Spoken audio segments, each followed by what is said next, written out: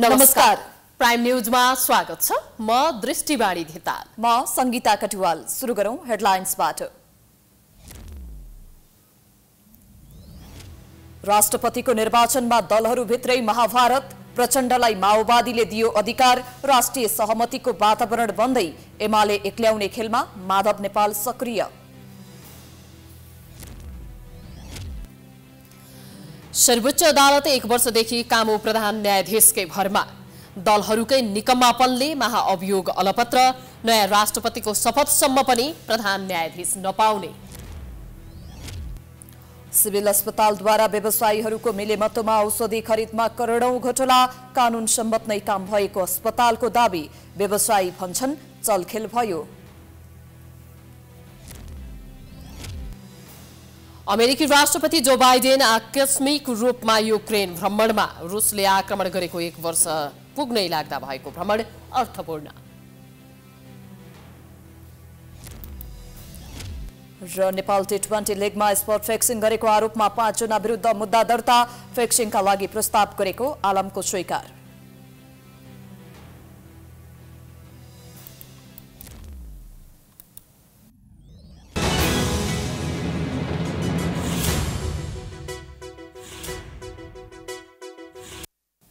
Prime news अब विस्तारमा। नेकपा माओवादी केन्द्रले राष्ट्रपति चुनावका सम्बन्धमा अन्तिम निर्णय लिने अधिकार प्रधानमन्त्री तथा पार्टी अध्यक्ष प्रचण्डलाई प्रदान गरेको छ। आज बसेको पदाधिकारी बैठकले सो निर्णय गरेको हो। पार्टीको हितलाई केन्द्रमा राखेर राष्ट्रपति चयनबारे अन्य दलहरूसँग छलफल अगाडि बढाउनुपर्ने माओवादीको निष्कर्ष छ। राष्ट्रिय सहमतिमै राष्ट्रपति चयन हुनुपर्छ भन्ने अडानमा माओवादी कायम रहेको छ।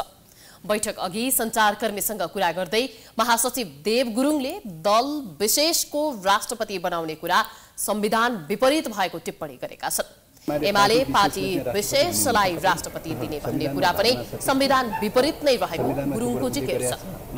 तर बालकोटमा भएको सहमति त त्यही हो नि, हिजो बालकोटको प्रस्ताव राख्ने कुरा नै हो त।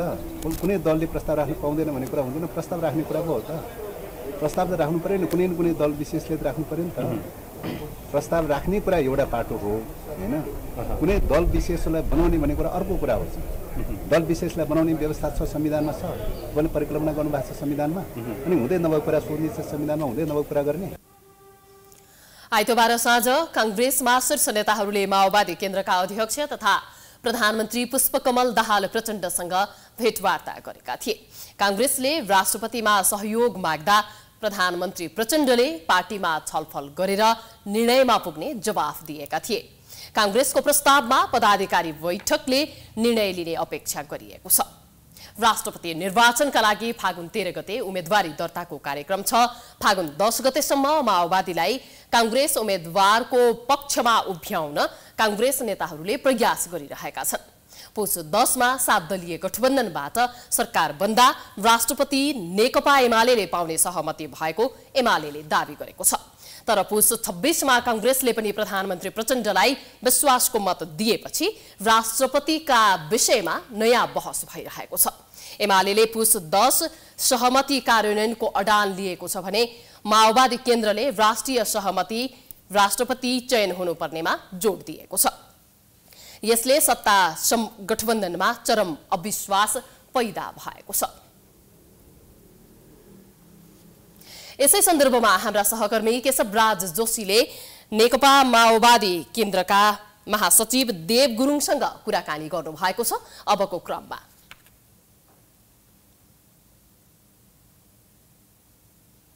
निष्कर्ष के हो? प्रधानमन्त्रीले भन्नु पर्यो, अध्यक्षज्यू पनि। अब राष्ट्रपति निर्वाचनसँग जोडिएको विषयहरूकै बारेमा चाहिँ अब के कस्तो भइरहेछ भन्ने विषयमा चाहिँ अध्यक्षले संक्षिप्तमा पार्टी विशेषले चाहिँ राष्ट्रपति भन्ने हुन्छ कतै संविधानमा भावना छ, त्यो सामान्य प्रकारको संविधानमा त्यो कुरा उल्लेख गरेका छन्। अहिलेसम्म सहमति हुन नसकिरहेको अवस्था, त्यसो भएको हुनाले फेरि पनि सहमति जुटाउनका लागि पहल गर्ने प्रयास गर्ने, सबै दलहरूको बिचमा राष्ट्रिय सहमति जुट्न र जुटाउनका लागि पहल चाहिँ जारी राख्ने र अन्ततगत अब निर्णय गर्नुपर्दाको अवस्थामा अब अध्यक्षले नै निर्णय गर्ने गरिकन चाहिँ अब यो राष्ट्रिय सहमति जुटाउनका लागि के कस्तो उपायहरू गर्नुपर्छ सबै उपायहरू अवलम्बन गरेर चाहिँ सहमति जुटाउनलाई प्रयास र पहल गर्ने भन्ने कुरा भएको छ। सहमति जुटेन भने के यो विषयमा त्यो बेलामा के गर्ने भन्ने कुरा चाहिँ अब तत्कालको सन्दर्भमा अब यो निर्णयको बारेमा अध्यक्षलाई नै निर्णय दिने गर्ने भन्ने कुरा भएको छ। महासचिवज्यू यो बैठकभन्दा ठिक्क अगाडि उहाँले माधव कुमार नेपाललाई भेट्नु भएको थियो। उहाँको नाम पनि चर्चामा फेरि आइरहेको छ। पहिला केही समय अगाडि आउँथ्यो, फेरि आजबाट फेरि चर्चामा सुनिन्छ। यो विषयमा केही भन्नुभयो? पात्रको बारेमा त केही भन्नु भएन। पात्रको बारेमा अब एमाले पनि पात्रको बारेमा अहिलेसम्म प्रस्ताव गरेका छैन। काङ्ग्रेसले पनि उल्लेखनीय रूपमा पात्रको बारेमा प्रस्ताव गरेका छैन। त्यस कारणले गर्दाखेरि पात्रको बारेमा कसैले नै प्रस्ताव नगरेको हुनाले अहिले नीतिगत विषयहरूमै सहमतिको क्यान्डिडेट बनाउने कि या दल विशेषको क्यान्डिडेट बनाउने भन्ने विषयमै बहस केन्द्रित रहेको हुनाले चाहिँ हामीले सहमतिकै क्यान्डिडेट बनाउनलाई जोड गर्नुपर्छ भनेर चाहिँ भनिरहेको अवस्था हो। संविधानको रक्षा गर्ने अनि गणतन्त्रको रक्षा गर्ने शान्ति प्रक्रियालाई टुङ्गोमा पुर्याउने व्यक्तिको नाममा भनेर भनिएको छ। यसको मतलब ठ्याक्क संविधान जोड्दाखेरि चाहिँ तपाईँहरूले एमालेलाई अलिकति साइडमा राख्न खोज्नु, साइजमा राख्न खोज्नु भएको कि भन्ने विश्लेषण हुन्छ। अब यो त अहिलेको मुलुकको कोर्स नै यही हो चाहिँ, मतलब संविधानको रक्षा, गणतन्त्रको रक्षा, राष्ट्रिय स्वाधीनताको रक्षा, शान्ति प्रक्रिया टुङ्ग्याउनु पर्ने कार्यभार लगायतका यी नै हो त मुद्दा त हैन। यो मुद्दामा चाहिँ तपाईँको चाहिँ यो मुद्दामा प्रभावकारी ढङ्गले चाहिँ यो मुद्दालाई सम्बोधन गर्नका लागि चाहिँ तयार हुनु पर्यो। यो त राष्ट्रिय कोर्स नै हो नि, अहिलेको कार्यभार नै हो नि चाहिँ। त्यहाँदेखि यो कार्यभार पुरा गर्नका लागि चाहिँ तत्परको हुन्छ भन्ने कुरा पनि चाहिँ आउँछ। नीतिगत रूपले त त्यो पनि कुरा आउँछ। हामीले त त्यही भनिरहेका छौँ, शान्ति प्रक्रिया छिटो टुङ्गाउनु पर्यो, लजिकल इन्डमा पुर्याउनु पर्यो भनेर त पहिलेदेखि नै भनिरहेकै छौँ हैन। अब कहिले अब काङ्ग्रेससँग सहकारी हुन्छ, काङ्ग्रेससँगै भनिरहेका छौँ। एमालेसँग सहकारी हुँदाखेरि एमालेसँगै भनिरहेका चाहिँ छौँ। सबैसँग हामीले आग्रह त्यो गरिरहेका चाहिँ छौँ। तर त्यो मुद्दा त अझै पनि पेन्डिङ छ, चाहिँ टुङ्गिएको छैन। त्यस कारणले गर्दा त्यो मुद्दा टुङ्ग्याउनलाई तत्पर को रहन्छ त भन्ने कुरा त स्वयंसिद्ध विषय भइहाल्यो चाहिँ त्यो चाहिँ त। त्यस कारणले गर्दाखेरि त्यो मुद्दा हेर्ने कुरा आफ्नो ठाउँमा छँदैछ। अहिले संविधानलाई शपथ ग्रहण गर्ने, संविधानलाई को शपथ खाने, अनि त्यही आधारमा चुनाव लड्ने, त्यही आधारमा सरकार बनाउने, त्यही आधारमा दलहरू चल्नुपर्ने, अनि त्यही संविधानलाई रक्षा गर्ने सवालमा चाहिँ तपाईँको चाहिँ समस्या देखा पर्यो भने त होल राष्ट्रिय कोर्समै समस्याको विषय बन्न जान्छ। गणतन्त्रको रक्षा, संघीयता, धर्मनिरपेक्ष लगायतका चाहिँ अहिलेका चाहिँ मुलुकको चाहिँ यो डेमोक्रेसी र संविधानको रक्षा गर्ने कुरामा त प्रतिबद्ध हुनै पर्दछ। को प्रतिबद्ध हुन्छ भन्ने कुरा व्यक्ति विशेषका कुराहरू, नेता विशेषका कुराहरूमा आफ्नो प्रतिबद्धताहरूमा कसको प्रतिबद्धता दह्रो हुन्छ भन्ने पनि हेर्ने कुरा स्वतः भइहाल्यो चाहिँ। अहिलेको परिस्थितिमा मुलुकको स्वाधीनताको रक्षा गर्ने प्रश्न पनि उत्तिकै जरुरी छ। त्यस कारणले स्वाधीनताको रक्षाको प्रश्नमा चाहिँ को चाहिँ दह्रोसँग उभिन्छ त? स्वाधीनताको रक्षाको निम्ति सबै दललाई मिलाउन को तत्पर हुन्छ हेर्ने कुरा त्यो न हो। राष्ट्रपति भनेको त साझा पद हो चाहिँ, साझा पद हो। साझा पद भएको चाहिँले चाहिँ सबै दललाई मिलाउन को तत्पर हुन्छ? सबै दललाई मिलाउन सके राष्ट्रियता दह्रो हुन्छ। दललाई एक्लै अर्कोलाई चाहिँ सिद्ध्याउने, एक्लै अर्कोलाई समाप्त गर्ने, एक्लै अर्कोलाई भित्तामै पुर्याउँछ भनेर निषेधवादी कोणबाट गयो भने त त्यो अस्त्र त तपाईँको प्रकारान्तले मुलुकको राष्ट्रिय अस्मितालाई विखण्डित गर्ने दिशामा प्रयोग हुन जान्छ। काङ्ग्रेस नेताहरूलाई वचन दिइसक्नुभयो भन्ने छ नि प्रधानमन्त्रीहरूले। काङ्ग्रेस नेताहरूलाई तपाईँहरूकै उम्मेदवारलाई हामी सहयोग गर्छौँ भनेर अझ उहाँलाई 5 वर्षै प्रधानमन्त्री बनाउने, उतापट्टिको राष्ट्रपति बनाउने। खै त्यस्तो त केही भन्नुभएको छैन। पात्रको बारेमा पनि केही भन्नुभएको छैन। अहिले चाहिँ फाइनल भएको कुरा पनि कहीँ पनि कसैको पनि क्यान्डिडेटमा फाइनल भएको छैन भनेर भनेपछि चाहिँ अनि एउटा पक्षसँग मात्रै फाइनल गरे भन्ने कुरा त प्रश्नै भएन नि। धन्यवाद। राष्ट्रपति निर्वाचनको समय नजिकै गर्दा कसलाई राष्ट्रपति बनाउने भन्ने विषयमा दलहरू दबावमा छन्। राष्ट्रिय सहमति खोज्ने प्रधानमन्त्री प्रचण्डको प्रस्तावबाट हौसिएको कांग्रेस आफ्नो भागमा राष्ट्रपति पार्ने दाउमा छ भने एमाले अध्यक्ष ओली पनि आफ्नो भागमा राष्ट्रपति नपरे कांग्रेसले भनेको व्यक्तिलाई पनि नदिने रणनीतिमा छन्। लागि उम्मेदवारी दर्ताको समय तोकिएको छ। त्यसबीचमा दलहरू कसरी राष्ट्रपति आफूले प्रस्ताव गरेको व्यक्तिलाई निर्वाचित गर्न सकिन्छ भनेर अनेक कोणबाट दाउपेच गरिरहेका छन्। प्रधानमन्त्री प्रचण्ड राष्ट्रिय सहमतिको कार्ड फालेर काङ्ग्रेसलाई राष्ट्रपति दिने सङ्केत गरिरहेका छन् भने ओली आफ्नै पकेटको व्यक्तिलाई कसरी राष्ट्रपति बनाउन सकिन्छ भनेर जोड घटाउमा व्यस्त छन्। त्यसो त सोमबार बेलुकी प्रधानमन्त्री निवास बालुवाटार पुगेर काङ्ग्रेसका शीर्ष नेताले आफूले प्रस्ताव गरेको व्यक्ति राष्ट्रपति बनाउन औपचारिक प्रस्ताव गरे, जसमा प्रचण्डको ग्रिन सिग्नल थियो। साँझ काङ्ग्रेस शीर्ष नेतासँगको छलफलपछि मङ्गलबार बिहान पोखरा पुगेर प्रचण्डले एक कदम अगाडि बढेर 12 बुँदे सहमति पक्षधरबाट राष्ट्रपतिमा सहमति खोज्नुपर्ने बताएर फेरि राजनीति तरङ्गित बनाएका छन्। पोखराबाट फर्किए लगत्तै प्रचण्डले सिंहदरबार स्थित माओवादी संसदीय दलको कार्यालयमा नेकपा एकीकृत समाजवादीका अध्यक्ष माधव कुमार नेपालसँग छलफल गरे। काङ्ग्रेससँगको वार्तामा ओलीको तर्फबाट माधव नेपालको नाम आए के गर्ने भन्ने विषय पनि प्रवेश गराएका प्रचण्डले नेपालसँगको छलफलमा पनि राष्ट्रिय सहमतिकै रटान लगाए। छलफलपछि सञ्चारकर्मीको जिज्ञासामा प्रचण्डले घनीभूत छलफल भएको मात्रै बताए। घनीभूतै छलफल भइरहेछ। पुरानो गठबन्धन बिउताउने प्रयास हो। छलफलपछि नेपालले राष्ट्रपति चयनमा राष्ट्रिय सहमति कायम गर्ने विषयमा छलफल केन्द्रित रहेको जानकारी दिए। उनले आफू पनि राष्ट्रपतिको उम्मेद्वार भएको औपचारिक रूपमा स्वीकार गरे। राष्ट्रिय सहमतिको चाहिँ उम्मेद्वार आउनुपर्छ र यसमा सबै पक्षलाई चाहिँ कुराकानी गरेर मिलाउने कामको निम्ति त पहल चाहिँ प्रधानमन्त्रीले गर्नुपर्छ। अब उहाँले पहल गर्नुहोस्। राष्ट्रपति बनाउने विषयमा प्रमुख दलहरूको आफ्नै दाबी बीच सहमति बन्न सकेको छैन। काङ्ग्रेसका तर्फबाट रामचन्द्र पौडेल, कृष्णप्रसाद सिटौला, गोपालमान श्रेष्ठको नाम चर्चामा छ। यसैगरी एमालेबाट ईश्वर पोखरेल, सुवास नेमवाङ, अष्टलक्ष्मी साक्यको नाम चर्चामा छ। त्यस्तै नेकपा समाजवादीका अध्यक्ष डाक्टर बाबुराम भट्टराई लगायतको नाम पनि चर्चामा छ। राष्ट्रपतिमा बाह्य शक्तिको पनि चासो भएकाले दलहरूको आन्तरिक छलफलले मात्र राष्ट्रपतिको विषय टुङ्गो नलाग्ने प्रश्न छ।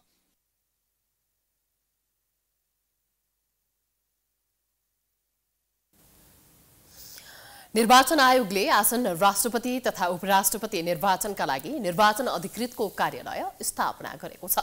संसद भवन नयाँ भानेश्वरमा स्थापना गरिएको निर्वाचन अधिकृतको कार्यालयको सोमबार आयोगका प्रमुख निर्वाचन आयुक्त दिनेश कुमार थपलियाले उद्घाटन गरे। प्रमुख निर्वाचन आयुक्त थपलियाले फागुन 25 गते बिहान 10 देखि दिउँसो 3 बजेसम्म मतदान हुने र मतपरिणाम साँझ 7 बजे भित्र आइसक्ने बताएका छन्। निर्वाचनका लागि संघीय संसदका सदस्यले मतदान गर्ने एउटा र प्रदेश सभाका सदस्यले मतदान गर्ने गरी 2वटा मतदान केन्द्र निर्धारण गरिएको उनले बताएका छन्।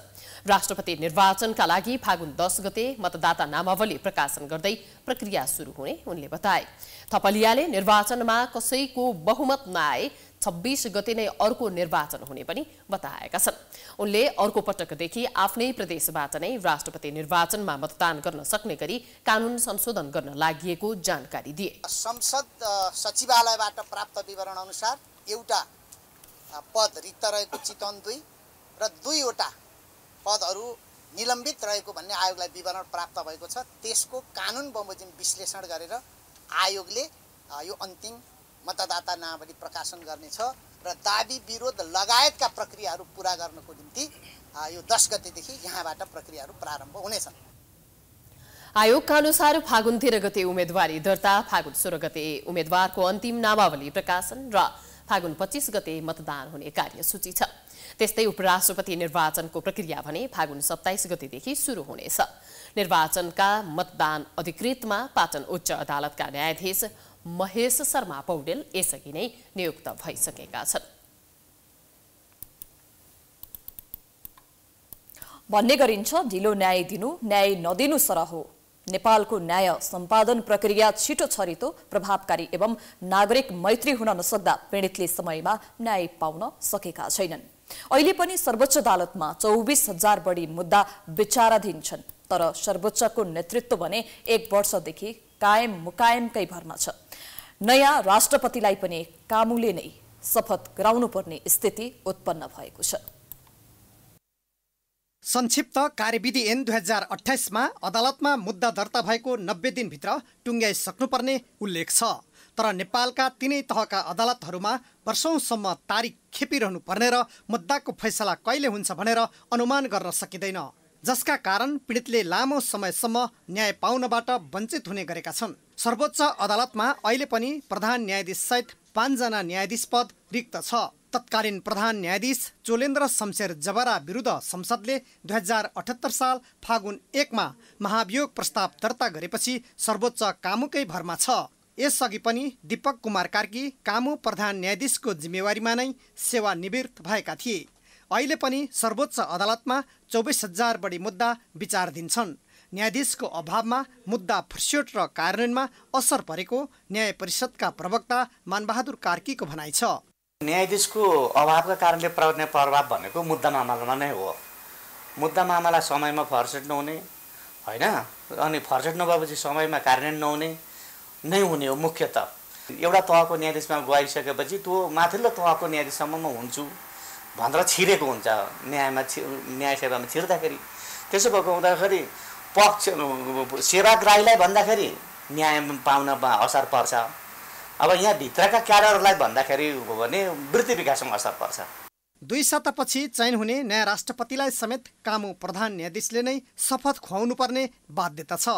प्रधानमन्त्रीको अध्यक्षतामा हुने संवैधानिक परिषदले प्रधान न्यायाधीश सहित अन्य न्यायाधीशको नियुक्तिमा व्यवस्था गरेका कारण यस्तो स्थिति उत्पन्न भएको हो। प्रमुख प्रतिपक्षी दल नेपाली काङ्ग्रेसले सरकारले लामो समयसम्म प्रधान न्यायाधीश लगायत न्यायाधीशको पद खाली राख्नुलाई अनुचित भएको बताएको छ। परिस्थिति यस्तो अवस्थामा पुग्यो कि अब राष्ट्रपतिको चुनाव हुन्छ, नयाँ राष्ट्रपतिलाई हामीले पद हस्तान्तरण गर्नुपर्छ, पद बहाली गर्नुपर्छ। त्यो बेलामा प्रधान न्यायाधीश चाहिँ फुल छैन, कायम मुकायम मात्रै हुनुहुन्छ भनेर शपथ ग्रहण धकेल्ने कुरा त निश्चय नै आउँदैन। लामो समय प्रधान न्यायाधीश जस्तो पद त्यो पनि कायम मुकायमले चलाउने कुरा चाहिँ यो वास्तवमा यो धेरै राम्रो लक्षण होइन। संवैधानिक कानुनका ज्ञाताले समेत प्रधान न्यायाधीश लगायत न्यायाधीश नियुक्तिका लागि प्रधानमन्त्रीले संवैधानिक परिषदको बैठक नबोलाएको भन्दै प्रधानमन्त्री प्रचण्डको आलोचना गरेका छन्। संविधानले 1 महिनाभित्र चाहिँ प्रधान न्यायाधीश खाली हुनुभन्दा 1 महिना अगाडि नियुक्ति गर्नुपर्छ भनेछ। संविधानको चाहिँ संवैधानिक परिषदको बैठक बसेन भन्न पाइन्छ भने बस्नु पर्यो। बसेन छ भने त्यही बमोजिमको उनलाई चिठी पत्र दिनु पर्यो, सुनवाईको मौका दिनु पर्यो, अनि त्यसपछि बैठक राख्नु पर्यो नि। आफ्नो स्वार्थ पूर्ति गर्नका लागि मात्रै राख्दिन भनेर यो संवैधानिक परिषदको बैठक बस्न सकेन भन्नु नै अक्षमता हो। त्यो अक्षमता नदेखाउनुहोस्, संविधान बमोजिम काम गर्नुहोस् भनेर हामीले आह्वान गर्नुपर्छ। सरकारले भने सर्वोच्चको प्रधान न्यायाधीश र न्यायाधीश नियुक्तिका लागि संवैधानिक परिषदको बैठक राख्ने तयारी भइरहेको बताएको छ। प्रधानमन्त्रीको अध्यक्षतामा रहने संवैधानिक परिषदमा प्रधान न्यायाधीश, प्रतिनिधि सभाका सभामुख, राष्ट्रिय सभाका अध्यक्ष, विपक्षी दलका नेता, प्रतिनिधि सभाको उपसभामुख गरी 5 सदस्यीय हुने व्यवस्था छ। संवैधानिक परिषदले प्रधान न्यायाधीश लगायत अन्य 4 न्यायाधीश नियुक्त गरेको खण्डमा सर्वोच्च अदालतमा विचाराधीन मुद्दाको छिटो टुङ्गो लाग्ने, अधिकांश मुद्दा उच्च अदालतबाटै अन्तिम हुने, दोहोर्याई पाउको निस्सा उच्च अदालत तहबाटै किनारा लाग्ने, छिटो छरितो न्याय प्रदान गर्ने लगायतमा राज्यको ध्यान पुगे पीडितले थोरै भए पनि न्याय पाउँथे कि। प्राइम न्यूज जारी छ, हामी ब्रेकपछि आउँछौं।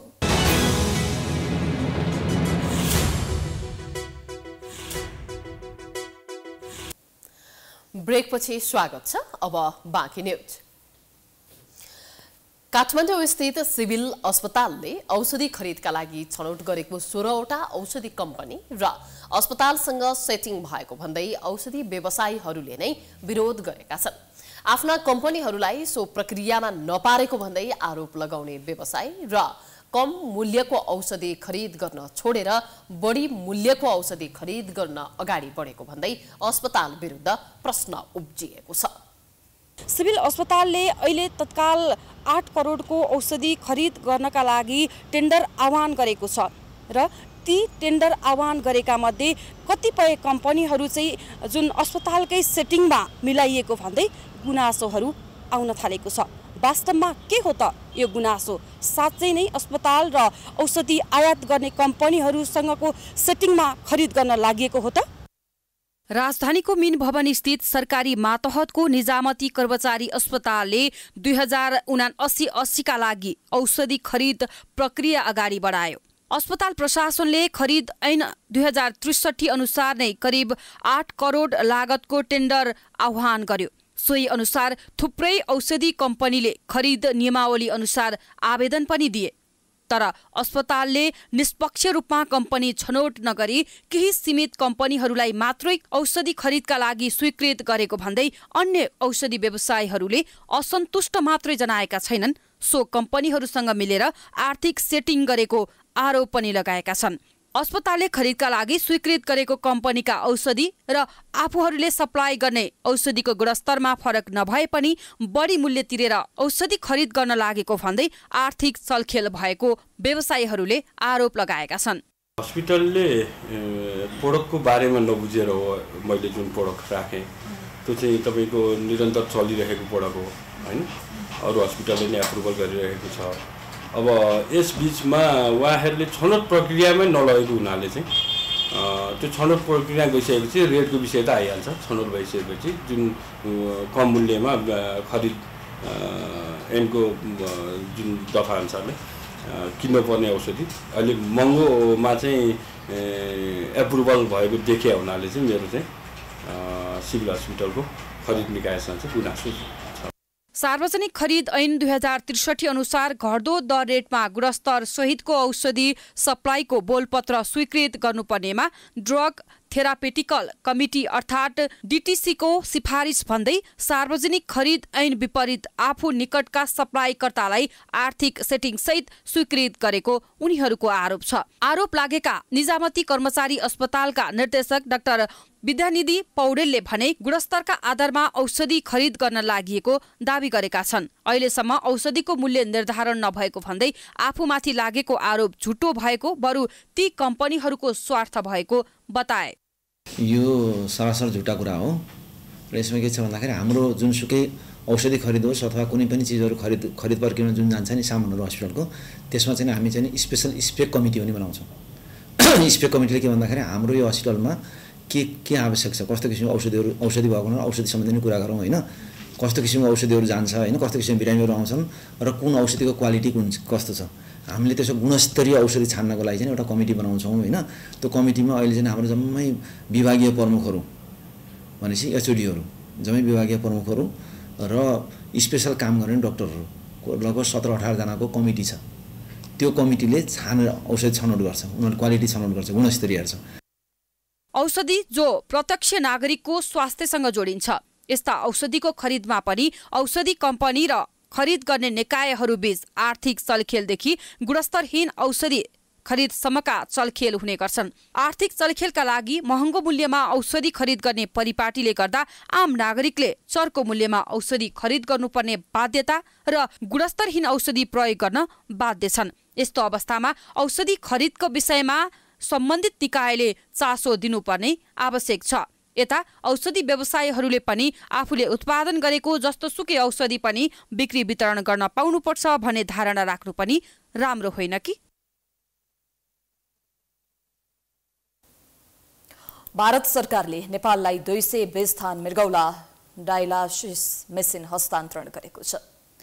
भारतीय राजदूत नवीन श्रीवास्तवले मृगौला डायलासिस मेसिन नेपाललाई हस्तान्तरण गरेका हुन्। स्वास्थ्य तथा जनसङ्ख्या मन्त्रालयमा भएको कार्यक्रममा भारतीय राजदूत श्रीवास्तवले मेसिन हस्तान्तरण गरेका हुन्। राजदूत श्रीवास्तवले नेपाल सरकारले 1 वर्ष अघि माग गरेको मेसिन अहिले उपलब्ध गराएको बताए। उनले उपलब्ध डायलासिस मेसिन नेपालीलाई सहज उपचार सेवा पुग्ने विश्वास व्यक्त गरे। हमारी उम्मीद ये भी है कि ये मशीनें नेपाल सरकार का जो स्वास्थ्य का इंफ्रास्ट्रक्चर है या पूर्वाधार है उसको और बढ़ाने में मदद करेंगी। भारत न सिर्फ एक छिमेकी मित्र है पर एक ट्रस्टेड डेवलपमेंटल पार्टनर है नेपाल का।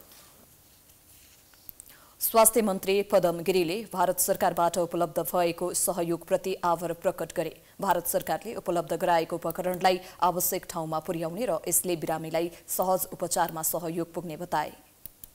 र भारतले पनि सधैँभरि आफ्नो छिमेकीलाई पहिलो प्राथमिकतामा राख्ने जुन नीति लिएको छ, नेबरहुड फर्स्ट पोलिसी जुन छ, त्यो हाम्रो लागि खुसीको कुरा छ।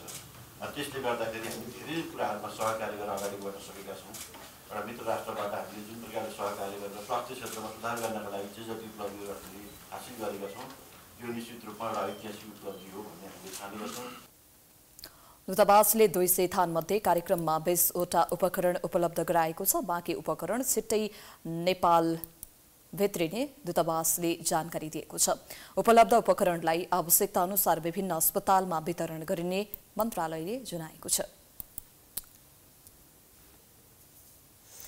संस्कृति पर्यटन तथा नागरिक उड्डयन मन्त्री सुदन किराँतीले त्रिभुवन विमानस्थलको अध्यागमनको काम कारबाहीप्रति असन्तुष्टि जनाएका छन्।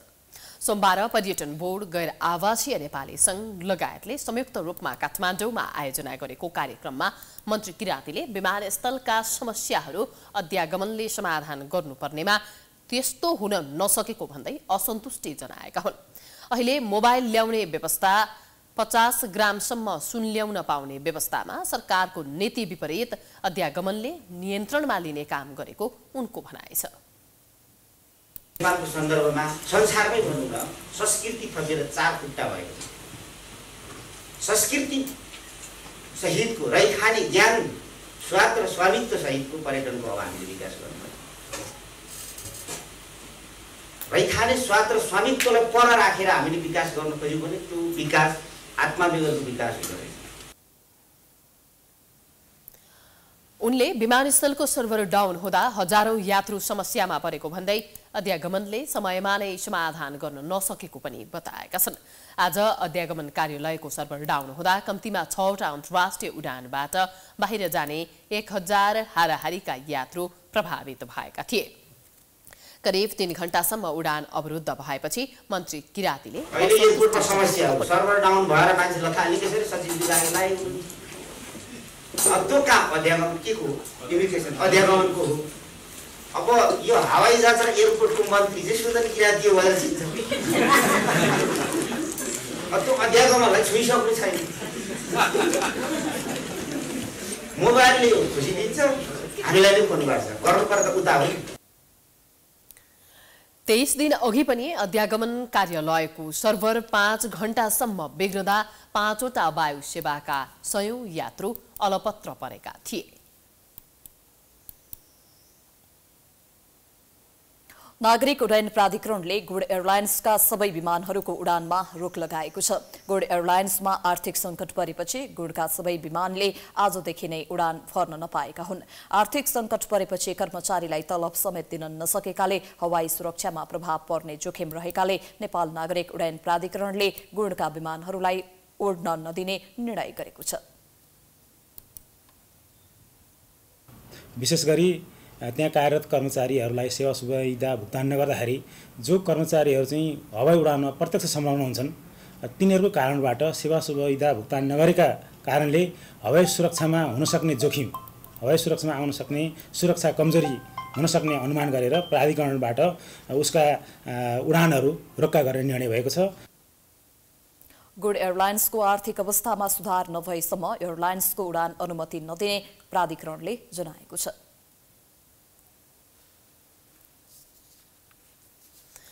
प्रतिनिधि सभाका सभामुख देवराज घिमिरेले अब संसदको ध्यान प्रभावकारी ऐन कानून निर्माण गर्नेतर्फ केन्द्रित हुनुपर्ने बताएका छन्। राष्ट्रिय समावेशी आयोग दिवसका अवसरमा राष्ट्रिय समावेशी आयोगले सोमबार ललितपुरमा आयोजना गरेको कार्यक्रममा सभामुख घिमिरेले संसदको पहिलो कार्यकालको अनुभवलाई आत्मसात गर्दै अब प्रभावकारी ऐन कानून निर्माण गर्नेतर्फ संसदको ध्यान रहनुपर्ने बताएका हुन्। संसदको भूमिकालाई प्रभावकारी पार्नका लागि सांसदहरूको भूमिका महत्त्वपूर्ण हुने उनको भनाइ छ। सभामुख घिमिरेले सरकारलाई गतिशील बनाउनका लागि प्रतिपक्षको भूमिका महत्त्वपूर्ण हुने र बहुमत हुँदैमा सरकारलाई पनि संसदप्रति उत्तरदायी नहुने छुट नरहेको धारणा राखे। संसदमा दुईटा पक्षहरूको भूमिका प्रभावकारी हुन्छ। एउटा कार्यपालिका यानि सत्तापक्षको भूमिका, अर्को प्रतिपक्षको भूमिका यानि संसदको भूमिका। संसदमा प्रतिपक्षहरूले सत्तापक्षलाई काममा गतिशील बनाउने यो कामको मुख्य दायित्व प्रतिपक्षको नै हुन्छ यानि सांसदहरूको हुन्छ। बहुमतको सरकार बन्ने कुरा यो स्वाभाविक र सार्वजनिक चीज हो। त्यस्तै राष्ट्रिय समावेशी आयोगका अध्यक्ष डाक्टर रामकृष्ण तिमेल सिन्हाले समावेशिताको बुझाइमा एकरूपता आवश्यक पर्ने बताएका छन्। मुलुकमा बस्ने प्रत्येक व्यक्ति समुदाय सबैलाई न्याय गर्न सक्ने परिकल्पना राज्यले गरेको अवस्थामा केही समुदायको मात्रै प्रतिनिधित्वलाई समावेशिता भन्न नमिल्ने उनको भनाइ छ। यो मुलुकमा बस्ने प्रत्येक व्यक्ति, प्रत्येक समुदाय, प्रत्येक वर्ग, धनीदेखि गरिबसम्म, हिमालदेखि तराईसम्म, पहाडसम्म लैङ्गिक रूपमा विभिन्न किसिमको कुरा, इभन तेस्रो लिङ्गी भनौँ, यौनिक अल्पसङ्ख्यक भनौँ, यो सबैको प्रतिनिधित्व गर्न सक्ने, सबै समुदायहरूलाई उचित न्याय दिन सक्ने राज्यको परिकल्पना संविधानले गरेको हो। त्यसैले एकोमोडेसन अफ अल इन्ट्रेस्ट, सबै इन्ट्रेस्टहरूको एकोमोडेसन गर्ने उद्देश्यबाट बुझियो भने समावेशितालाई सजिलोसँग बुझिन्छ। कार्यक्रममा अन्य संवैधानिक आयोगका अध्यक्षहरूले विभिन्न आयोगको काम कारबाहीलाई प्रभावकारी बनाउनका लागि समन्वयात्मक भूमिका आवश्यक रहेको धारणा राखेका थिए। सामाजिक न्याय प्राप्तिका लागि सबै अवरोध हटाउँ र यसका अवसरहरूको उपयोग गरौँ भन्ने नारासहित सोमबार राष्ट्रिय समावेशी आयोग दिवस मनाइएको हो। महाशिवरात्रिका अवसरमा हरेक वर्ष पशुपतिनाथ मन्दिर दर्शनका लागि हजारौं साधु सन्तहरू आउने गर्दछन्। शिवरात्रिका बेला पशुपतिमा देखिने रोचक दृश्य नै साधु सन्तहरूको गतिविधि हो। शिव भगवानको महिमा गाउने उनीहरू आफू पनि शिव भगवानकै रूप धारण गरेर प्रस्तुत हुने गर्दछन्। पशुपति क्षेत्र विकास कोषले समेत महत्त्व दिने साधु सन्तहरूलाई आज दान दक्षिणा सहित विदाई गरिएको छ। विशेष गरी हिन्दू धर्मावलम्बीहरूले मनाउने पर्व शिवरात्रिमा विभिन्न देशबाट हजारौं साधु सन्तहरू पशुपतिनाथको मन्दिर दर्शन गर्नका लागि आउने गर्दछन्। यस वर्षको शिवरात्रिमा पनि हजारौंको संख्यामा साधु सन्तहरू पशुपतिनाथ मन्दिर आएका थिए। शिवरात्रिका बेला पशुपतिनाथका प्रमुख आकर्षक साधु सन्तहरूलाई पर्व सकिएपछि औँसीका दिन दान दक्षिणा सहित विदाई गरिन्छ।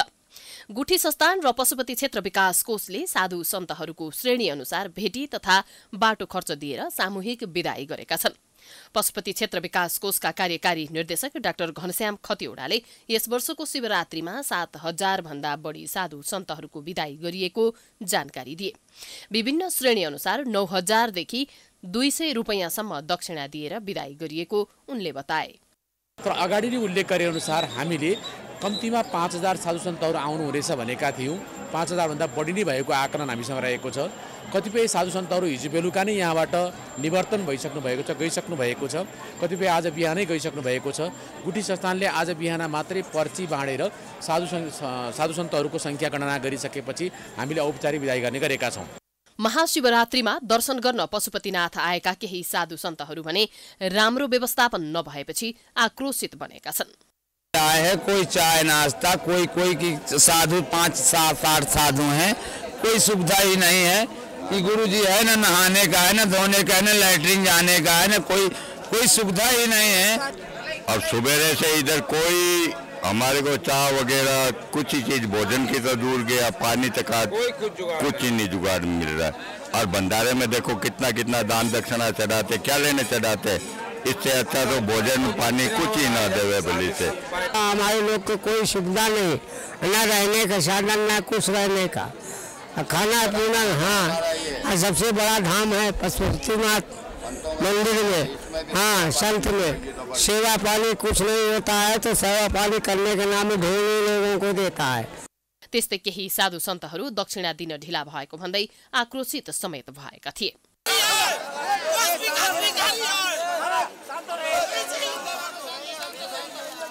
दक्षिणा पाइसकेपछि केही साधु सन्तहरू भने निकै खुशी देखिएका थिए। आफूहरू शिवको भक्त भएकाले पशुपतिनाथ आएको र सेवा सुविधा राम्रो भएको भन्दै खुशी भएका थिए।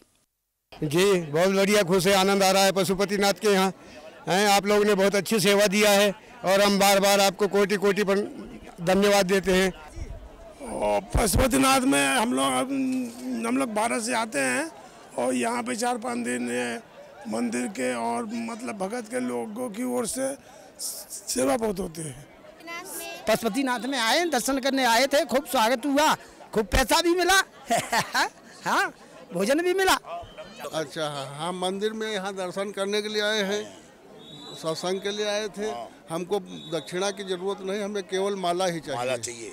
यसपालिको शिवरात्रिमा पशुपति क्षेत्र विकास कोषले अनुमान गरे भन्दा बढी दर्शनार्थी आएका थिए।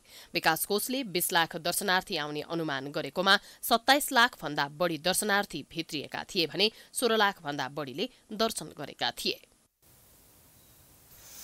मिथिलाञ्चल क्षेत्रको धार्मिक तथा ऐतिहासिक महत्त्वको 15 दिवसीय मिथिला माध्यमिकी परिक्रमा आजदेखि सुरु भएको छ। फागुनको औँसीदेखि पूर्णिमासम्म चल्ने परिक्रमामा नेपाल र भारतका दर्जनौं धार्मिक ऐतिहासिक ठाउँहरू गरी 120 किलोमिटर यात्रा गरिन्छ। मिथिला अञ्चलको धार्मिक तथा ऐतिहासिक महत्त्वको 15 दिने मिथिला माध्यमिकी परिक्रमा सुरु भएको छ। फागुने औँसीदेखि पूर्णिमासम्म चल्ने परिक्रमामा धनुषा महोत्तरी गरी नेपालका दर्जनौं धार्मिक ऐतिहासिक ठाउँहरूको 90 किलोमिटर र भारतको बिहारको 30 किलोमिटर गरी 120 किलोमिटर यात्रा गरिन्छ। सोमबार धनुषाको मिथिला बिहारी नगरपालिका 8 कचुरी स्थित मिथिला बिहारी मन्दिरबाट झाँकी कीर्तन सहित राम जानकीको डोला जनकपुर धामको रत्नसागर मठ हुँदै जानकी मन्दिर ल्याउने गरिन्छ। यहाँबाट जानकीको डोला र जनकपुरका अन्य मठ मन्दिरबाट ल्याइएका डोलाहरू समेत समावेश गरी परिक्रमा यात्रा प्रारम्भ हुनेछ। कचुरीबाट निस्किएको परिक्रमामा यात्रु साँझसम्म जनकपुर धामको हनुमानगढीमा पुगी विश्राम गर्नेछन्। पछि परम्परागत बाजागाजा झाँकी कीर्तन सहितका मौलिक पहिरनमा सयौं नरनारीहरू सहभागी हुने गर्छन्। लाभा लस्कर सहितका मिथिलाको चारै स्थानमा रहेका धार्मिक स्थलहरूको परिक्रमा गर्ने गरिन्छ।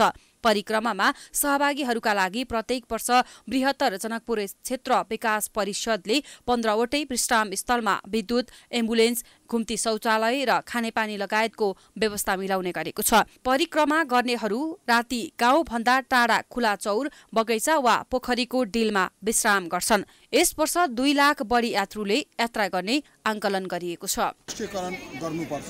यति ठुलो मास 15 दिनसम्म यात्रा गर्ने यो विश्वको पहिलो पदयात्रा हो।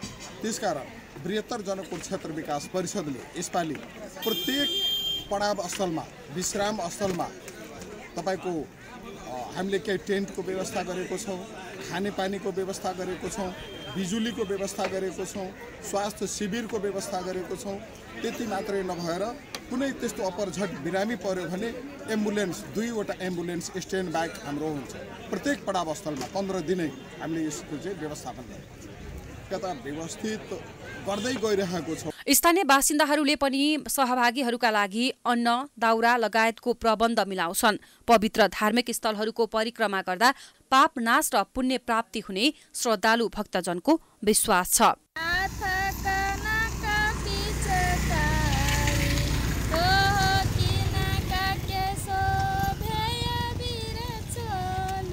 होते हैं, उदासी आती, बैराग होता है, शांति होती, सुख पैदा होता है और बैराग मतलब मुक्ति होती है। क्योंकि संत बिरले आते हैं तो अपने अपने मेला में गुरु ढूंढते हैं, उनसे जुड़ करके मुक्त अमर हो जाते हैं।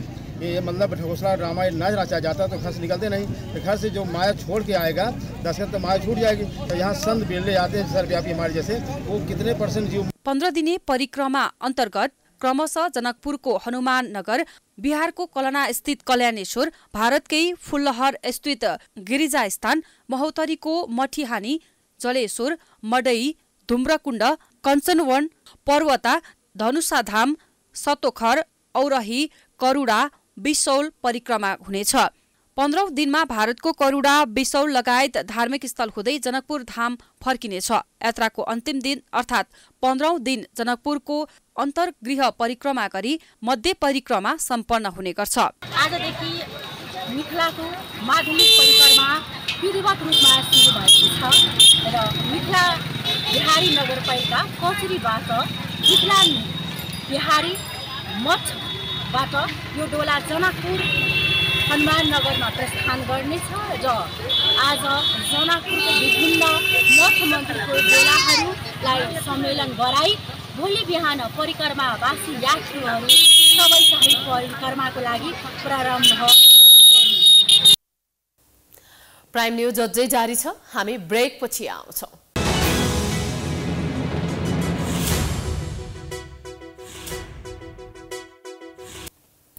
ब्रेक पछि पुनः स्वागत छ। अब बिजनेस न्यूज।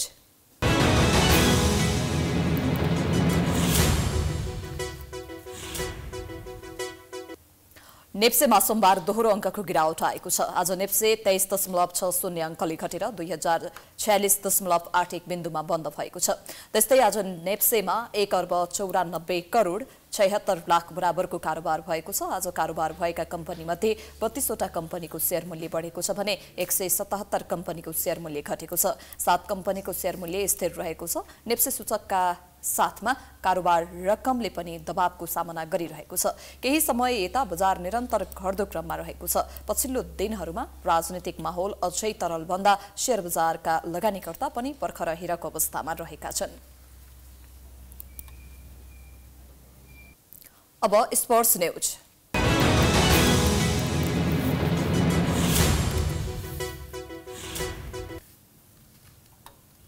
नेपाल टी20 लिगमा स्पट फिक्सिङ गरेको आरोपमा 5 जना विरुद्ध मुद्दा दर्ता भएको छ।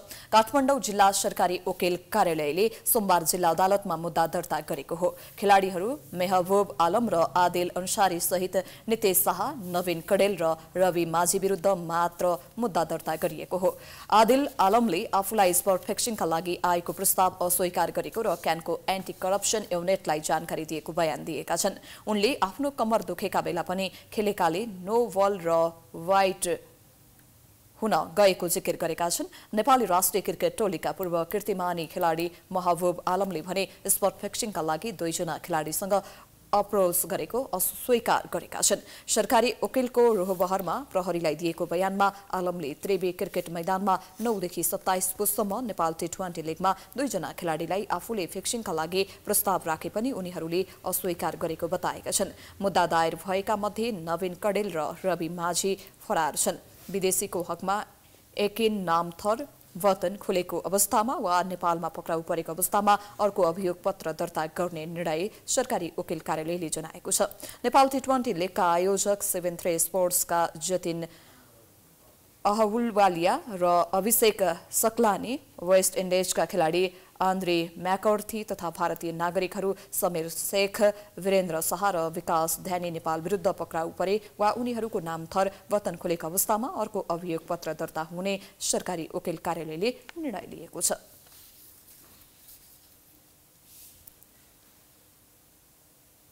हामी प्राइम न्यूजको अन्त्यमा आइपुगेका छौं। जाँदा जाँदै हेडलाइन्स पुनः एकपटक।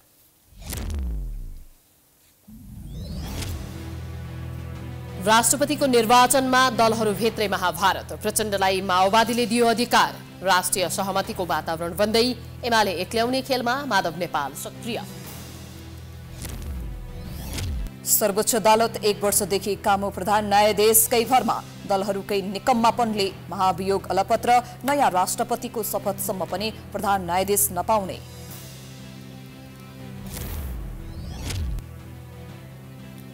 सिभिल अस्पतालद्वारा व्यवसायीहरूको मिलेमतोमा औषधि खरिदमा करोडौं घोटाला, कानून सम्बद्ध नै काम भएको अस्पतालको दाबी, व्यवसायी भन्छन् चलखेल भयो। अमेरिकी राष्ट्रपति जो बाइडेन आकस्मिक रूपमा युक्रेन भ्रमणमा, रुसले आक्रमण गरेको 1 वर्ष पुग्नै लाग्दा भएको भ्रमण अर्थपूर्ण।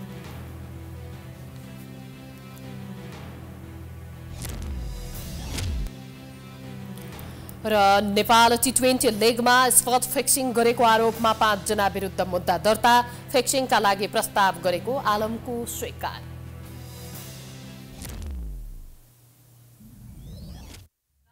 अहिलेलाई सकियो। यसपछिको प्रस्तुति जनता जान्न चाहन्छन् ऋषि धमलाको साथमा। हेर्दै गर्नुहोला प्राइम टेलिभिजन। नमस्कार।